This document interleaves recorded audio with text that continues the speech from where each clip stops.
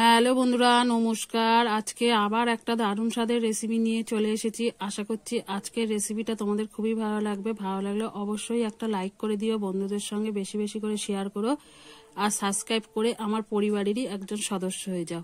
তাহলে চলো রেসিপিটা শুরু করা যাক। দেখো, এখানে আমি কিন্তু ডাল অন্তত 5-6 ঘন্টা ভিজিয়ে রেখেছিলাম এক টিপ খাবার সোডা দিয়ে। ডালটা কিন্তু আমার ভালোভাবে ভিজে গেছে, সেটা বুঝবো কি করে আমি একটু দেখিয়ে দিচ্ছি। এই দেখো, নখ দিয়ে কিন্তু চাপ দিলেই ভেঙে যাচ্ছে, তার মানে কিন্তু ডালটা আমার ভালোভাবে ভেজে গেছে। এবারে কিন্তু আমি এই ডালটা বারবার করে কিন্তু ধুয়ে পরিষ্কার জল বেরালে তারপরে কিন্তু আমি এটা জলটা ঝরিয়ে একটা শুকনো কাপড়ে আমি কিন্তু শুকিয়ে নেব। এটা কিন্তু রোদ্রে দিলে হবে না, এটা কিন্তু ঘরে শুকিয়ে নিতে হবে। তাহলে আমি ডালটা ভালো করে বারবার ধুয়ে নেব। দেখুন বন্ধুরা, আমি কিন্তু এই ডালটাকে 4-5 বার ভালোভাবে ধুয়ে জল পাল্টে পাল্টে ধুয়ে আমি কিন্তু একটা সুতির কাপড়ের উপরে রেখে মুছে কিন্তু পরিষ্কার করে, জলটা দেখো একদম শুকিয়ে গেছে, মুছে নিয়েছি। তারপরে কিন্তু 2-3 মিনিট মতো আমি একটু পাতিয়ে রেখেছিলাম, তাতেই দেখো জলটা কিন্তু ভালোভাবে শুকিয়ে গেছে। তোমরা চাইলে কিন্তু ফ্যানের তলায় দিয়েও কিন্তু এটা শুকিয়ে নিতে পারো। দেখো, একটুও কিন্তু জল নেই, আমার হাতে কিন্তু জল লেগে নেই।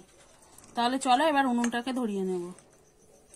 দেখুন বন্ধুরা, আমি কিন্তু উনুন ধরিয়ে কড়া বসিয়ে কড়াই কিন্তু তেল দিয়ে দিয়েছি পরিমাণ মতো।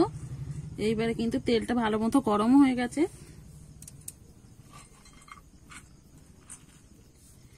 এবারে কিন্তু আমি ডাল দিয়ে দেব।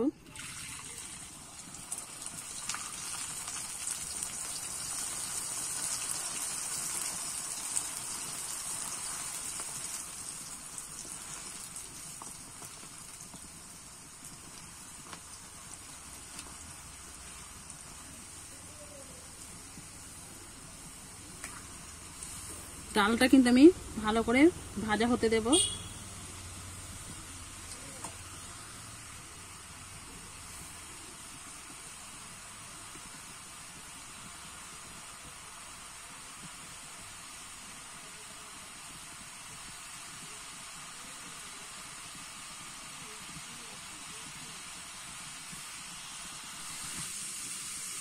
দেখো, ডালটা কিন্তু ভাজা হয়ে গেলে উপর দিয়ে এই যে দেখো ভেসে উঠছে।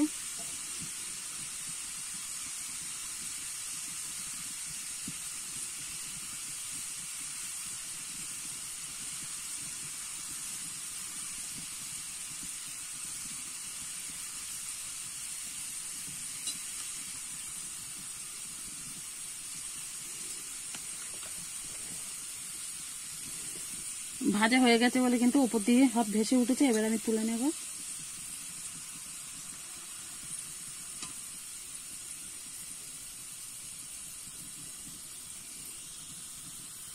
আমি কিন্তু সব ডাল তুলে নিয়েছি, আবারও দিয়ে দেবো।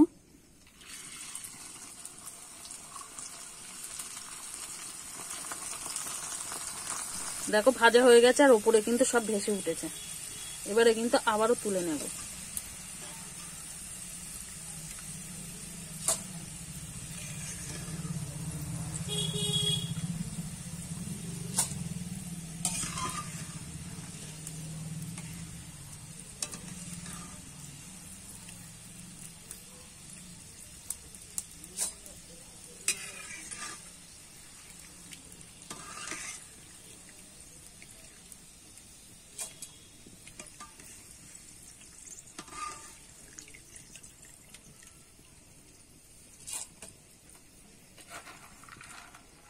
আমি কিন্তু আবারও দিয়ে দেবো।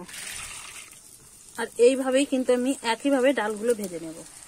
আর দেখো, আমি তুলে কিন্তু একটা ঝুড়ির মধ্যে নিয়ে নিচ্ছি, এক্সট্রা যে তেলটা থাকবে সেটা ঝরে যাওয়ার জন্য।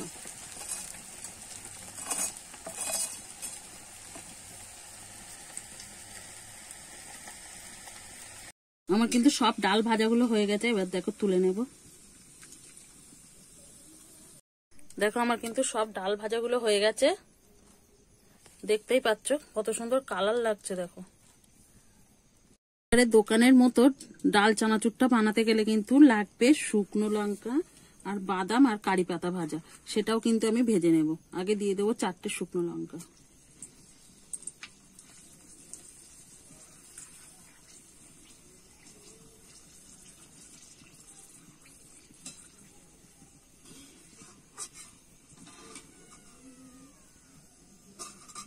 দেখো শুকনো লঙ্কাগুলো আমি কিন্তু ভালোভাবে ভেজে নিয়েছি। এবারে দিয়ে দেবো বাদাম। আর বাদামটা ভাজার সময় কিন্তু জালটা খুব কমে রাখতে হবে,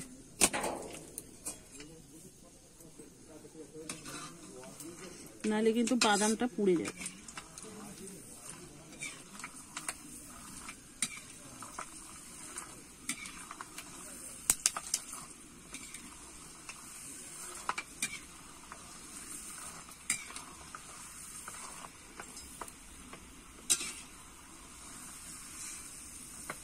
বাদামটা কিন্তু আমার ভাজা হয়ে গেছে, এবার তুলে নেব।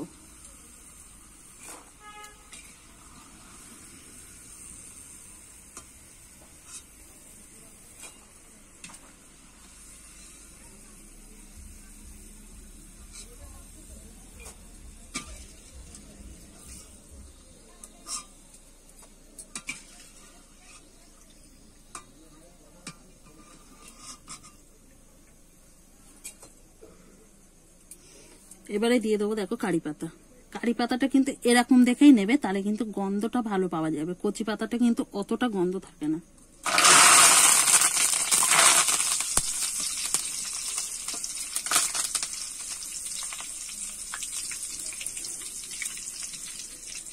কারি পাতাটাও কিন্তু আমি ভেজে নিয়েছি। আমার ভাজা কিন্তু সব কমপ্লিট। দেখো আমি কিন্তু সবকিছু ভেজে নিয়েছি, লঙ্কা, বাদাম, কারি পাতা আর ডালটা। এবারে একটা পাত্রে তুলে নেব, নিয়ে কিন্তু মশলাগুলো মাখিয়ে নেব। দেখো আমি একটা গামলির মধ্যে কিন্তু নিয়ে নিয়েছি ডাল, বাদামটা। এবারে কারি পাতাটা কিন্তু ছাড়িয়ে নেব। বন্ধুরা দেখো কারি পাতাটা কত সুন্দর সবুজ আছে, দেখতে কত সুন্দর লাগছে। দিয়ে দেবো শুকনো লঙ্কা ভাজাটা। এবারে আমি এক এক করে মশলাগুলো দিয়ে দেবো। এখানে দিয়ে দিচ্ছি ঝাল লঙ্কার গুঁড়ো, আর এখানে দিয়ে দেবো একটু কাশ্মীরি লঙ্কার গুঁড়ো, একটু ওই কালার হওয়ার জন্য। ডাল ভাজার মানে ডাল চানাচুরটা কিন্তু একটু ঝালঝালি লাগে খেতে, তার জন্য কিন্তু আমি একটু ঝালটা বেশি দিলাম, তোমরা কম বা বেশি করে নিতে পারো। এবারে দিয়ে দেবো একটু চাট মশলা। তোমরা কিনা এখানে আমচুর পাউডারটাও কিন্তু দিতে পারো।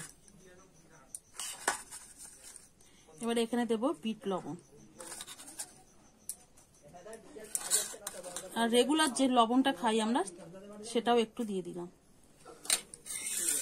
দিয়ে কিন্তু আমি একটু মিশিয়ে নেব।